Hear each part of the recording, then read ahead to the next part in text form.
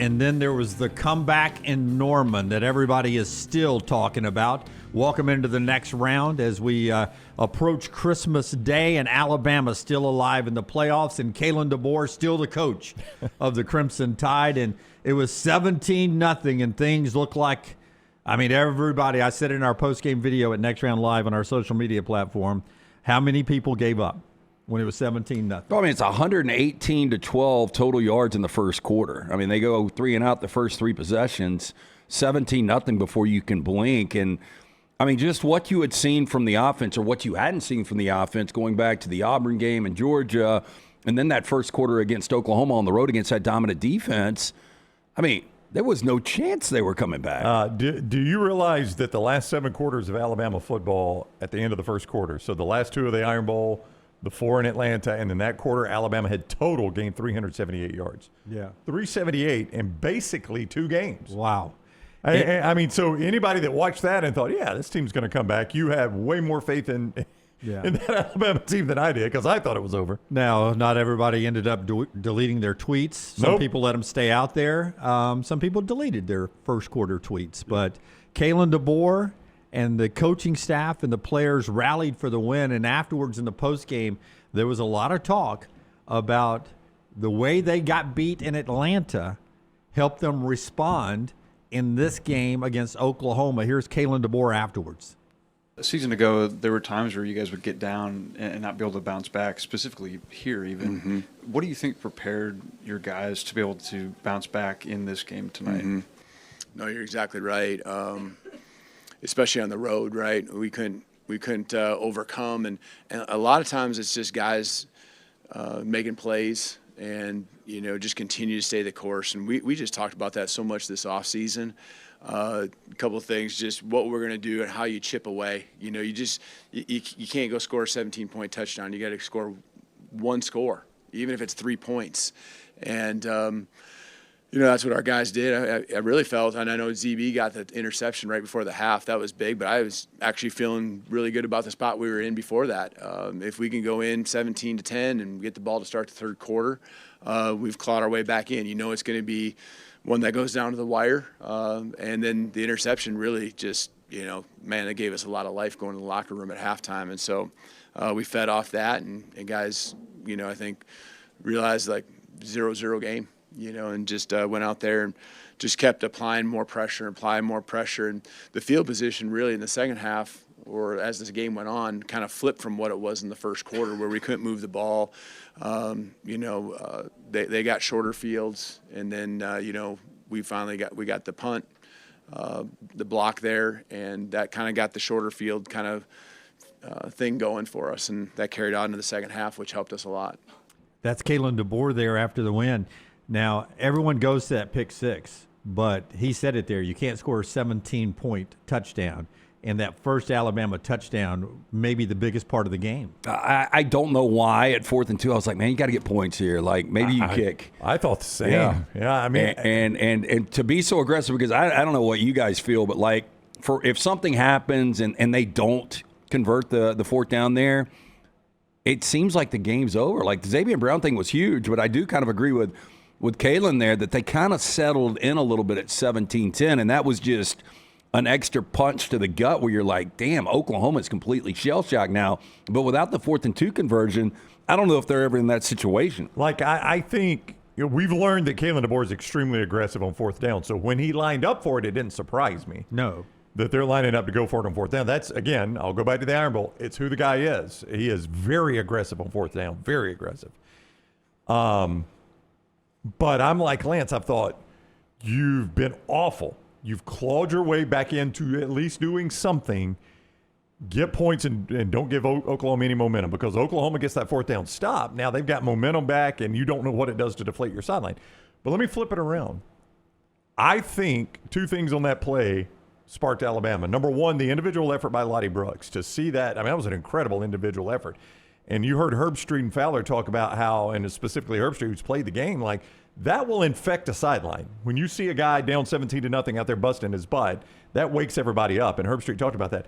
But I also think, because I'm like you, I thought, take the 3, don't get greedy here. But then I think that showed the Alabama team that Kalen DeBoer, like, I've still got confidence in you guys. Yeah. Like, why would we just take 3 right here? Going for this on 4th down is who we are, and I've still got confidence that that's the team that's on the field. Just by that action, I think he told his team, I know this has sucked through 1 quarter of football, but I still got confidence in who we are. I still look, and I know the pick 6. I don't know how they scored 34 points. I mean, they're 2 of 12 on 3rd downs. They had 12 first downs. They had 28 rushing yards. Ryan Williams has become a ghost. Mm-hmm. I mean, not really because he drops passes, but 1 reception, 5 yards. Like, how in the hell did they manufacture 34 points against that defense on the road? Yeah, absolutely. And it was 34-7 is how they outscored them at the end of the game. It was crazy.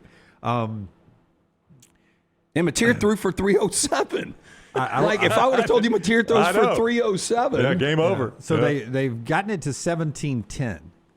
And Oklahoma's got the ball before Xavier Brown. Cut 5, Tyler, if you can.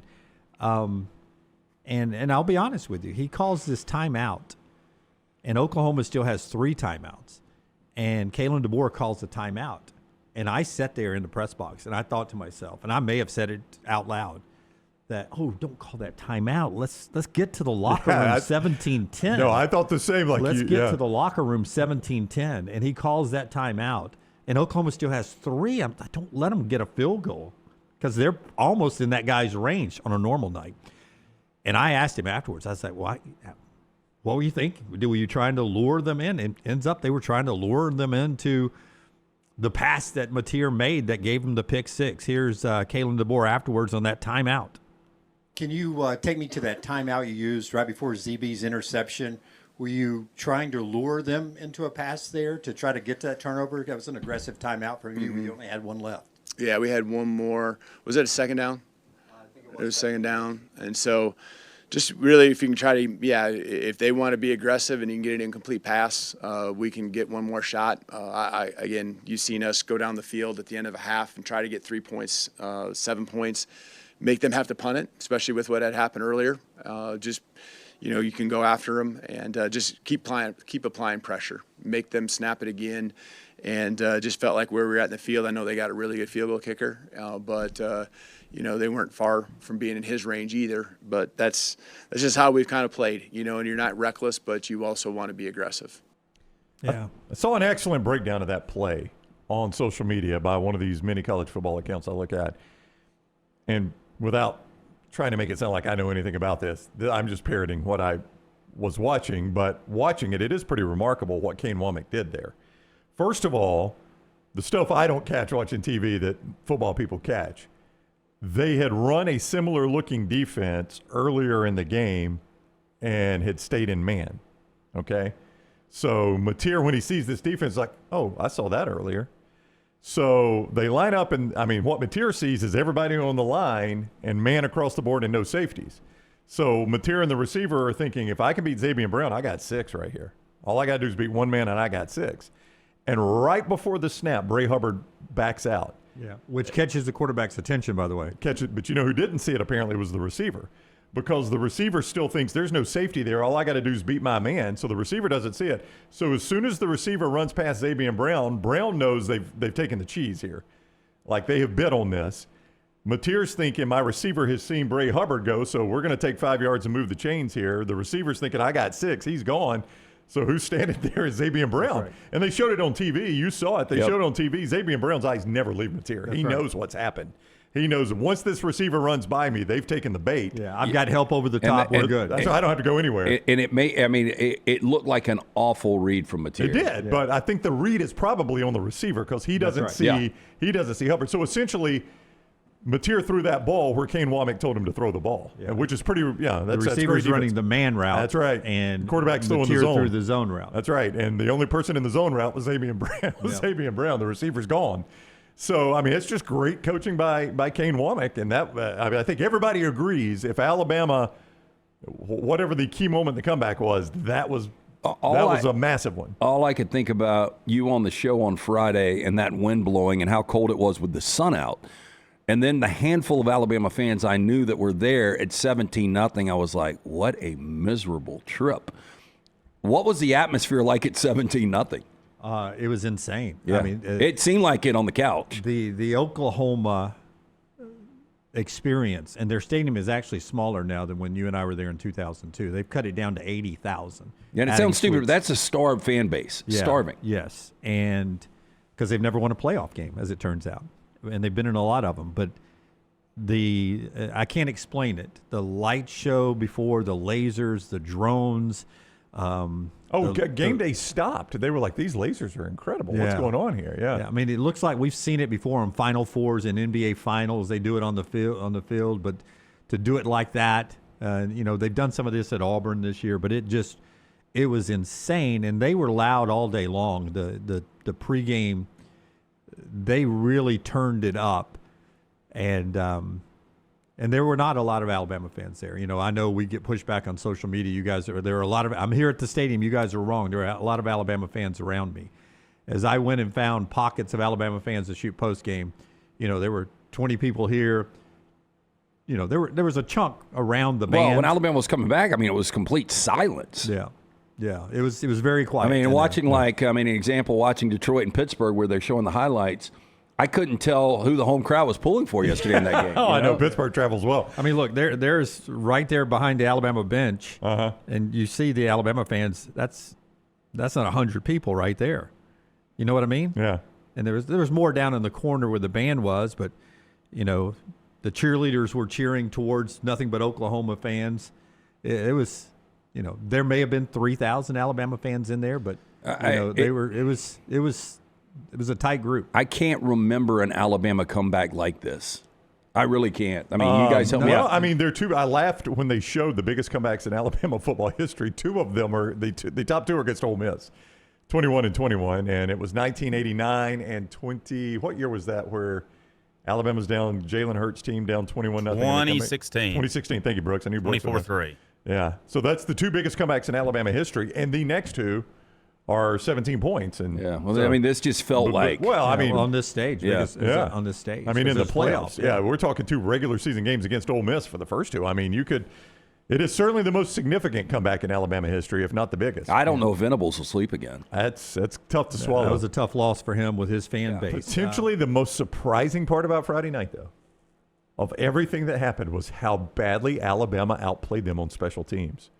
It was absolutely remarkable to watch Oklahoma melt on special teams. Yeah, the same region of the country. You saw the next day.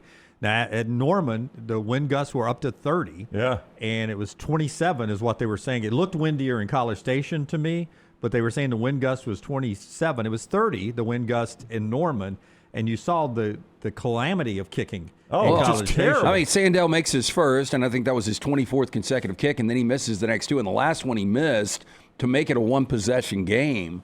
The one that went over the upright or the one that was short? Yeah, the one that went over the upright. The one that went over the upright. Like initially I was like, oh, he missed it. Oh, okay, it's good. And then they come out waving their arms. I'm like, oh my gosh, I got to see that one again. That and then the drop punt, going back and watching that. You'll never see that again. Yeah, look, I'm just saying that looks like a play that is fixed, but it looked so fixed that obviously it wasn't. Yeah. But how that happens is almost impossible. And to make it even crazier, Tim Keenan gets a punt block.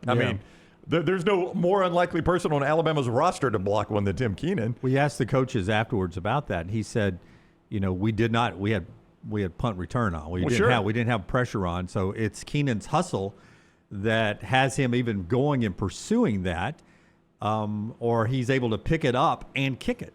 Yeah. Sometimes if you're not busting it, you could drop it, actually pick it up and get some form of a kick off. But Keenan hustling in a situation where a big defensive lineman at 300 plus probably ain't going to get there, and he's busting it and gets there, and he has dropped it, and he's able to make that play. So you cannot talk enough about Keenan. And then strangely, out of the blue, for the first time this year, Cole Adams starts returning kicks. Yeah. I'm like, what are we watching here? Cole Adams, he's a fair catch machine. Yeah. And all of a sudden he's returning punts. Well, one of them was such a booming kick, it outkicked the coverage, so he had room. The other one was a low kick, so he was able to get going on that. Yeah, it was wild to see Alabama outplay them that much on special teams. And then there's Connor Talty. Who has been rock solid since 35 and 40 yarders in that wind. And they were right down the middle kicks, too. Yeah. Those were not like, ooh, he snuck that one in. Hey, new season. It didn't look like it to begin, but, 5 sacks for that defense. Those were huge. If you could flush the first quarter, that was some of the most impressive football Alabama has played in a long time. It really was. 2, 3, and 4. And it goes back to Ryan Grubb said it, man. It goes back to Georgia, and they felt like when they got hit in the mouth against Georgia, he doesn't say the team quit, but there was a lot of that feeling in this comment that in Atlanta they didn't respond the way they did in the playoffs. Here's Ryan Grubb. Down 17-0, no one outside of the building thinks you guys have a chance. Why was this team able to pull that off today? You know, I would credit, unfortunately, a little bit of the SEC championship.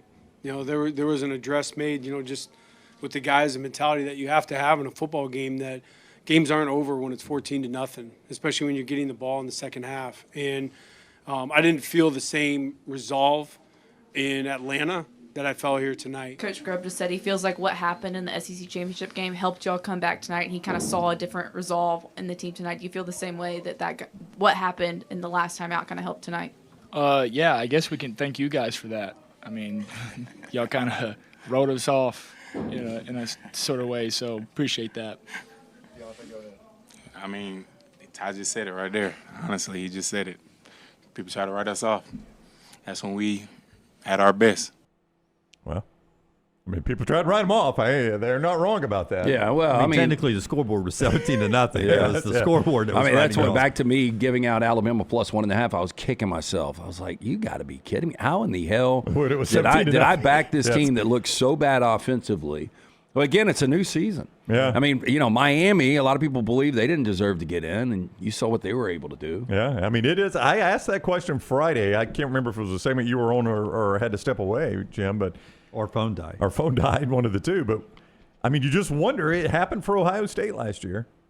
I mean, it happened for them. They limped into those playoffs. And, buddy, it was just new season just like that for Ohio State.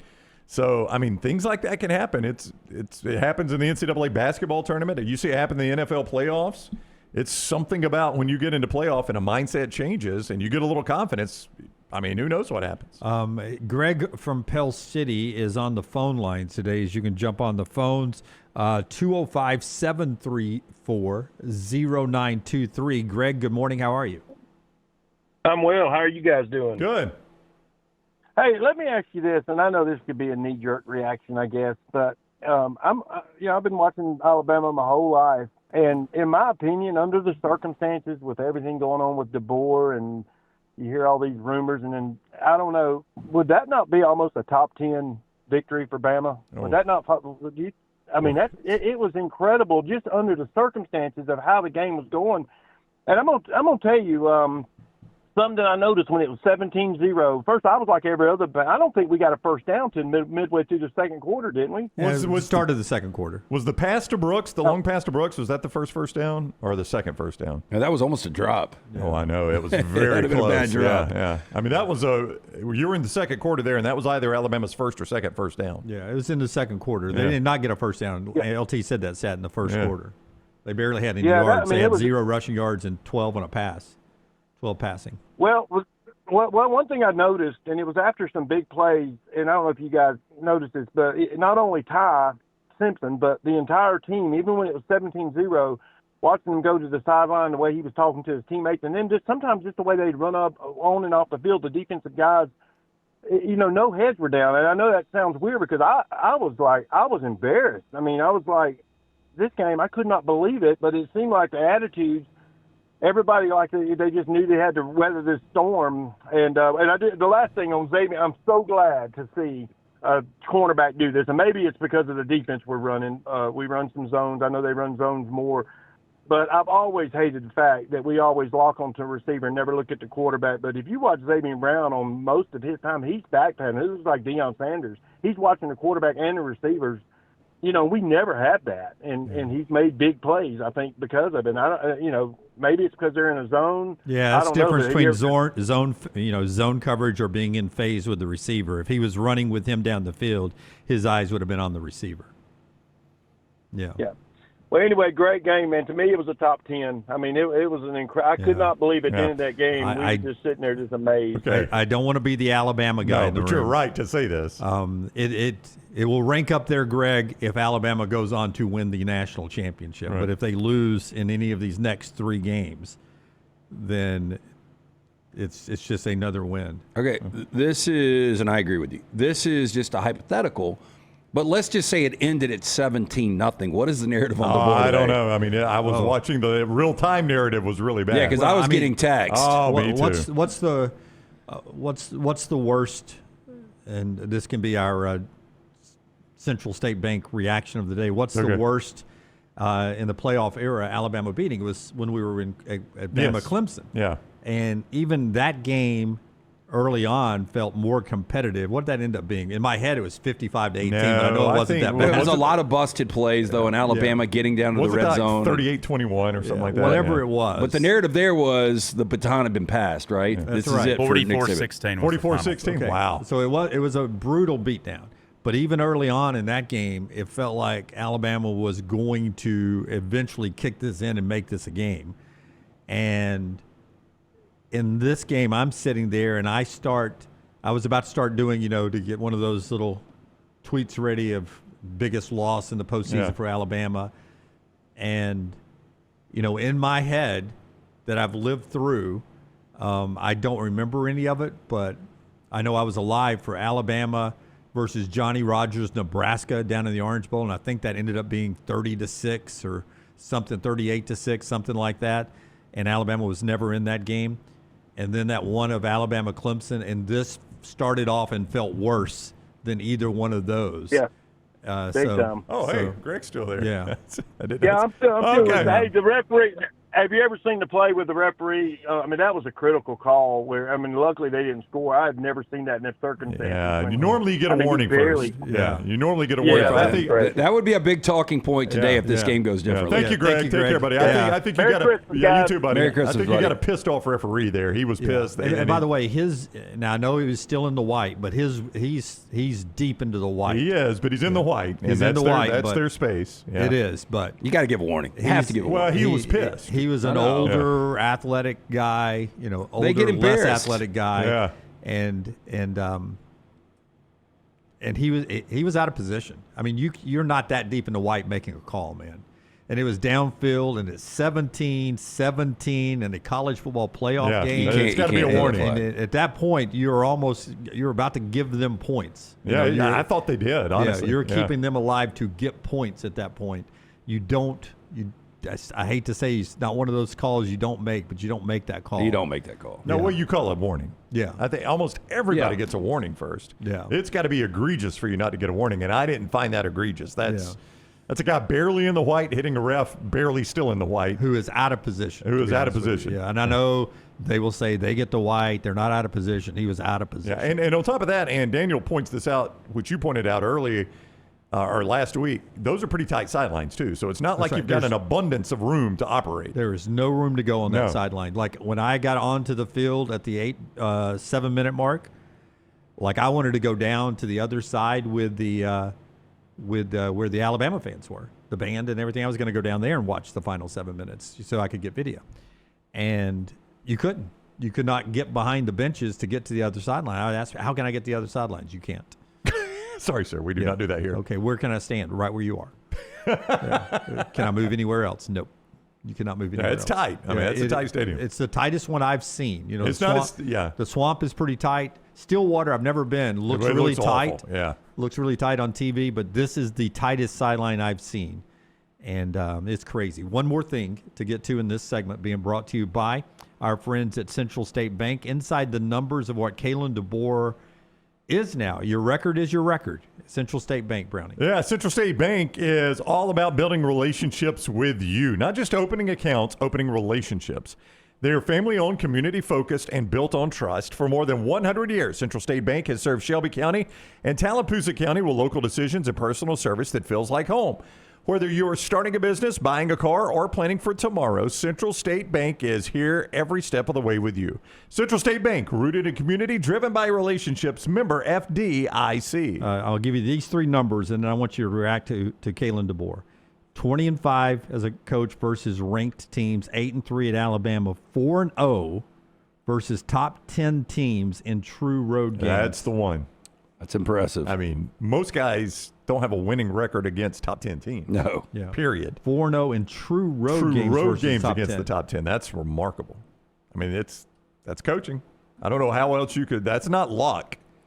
That is coaching. And we're not talking about, this team just snuck into the top 25. That's top 10 road teams. Yeah. That's not luck. That's coaching.